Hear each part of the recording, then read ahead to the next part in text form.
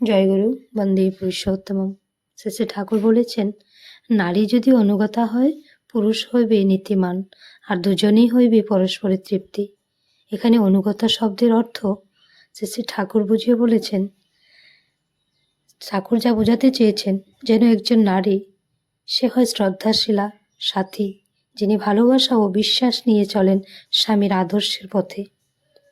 যদি স্ত্রী হয় নম্র, সহানুভূতিশীলা, অনুগতা, তাহলে পুরুষের মধ্যে জাগে নৈতিকতা, দায়িত্ব, আদর্শ। আর স্বামী যদি কোনো ভালো কাজ করে, তখন সেখানে সহযোগিতা করাই স্ত্রীর কর্তব্য। আর এভাবেই গড়ে ওঠে এক পবিত্র, প্রেমে পূর্ণ, ঈশ্বরমুখী সংসার। জয়গুরু বন্দে পুরুষোত্তম।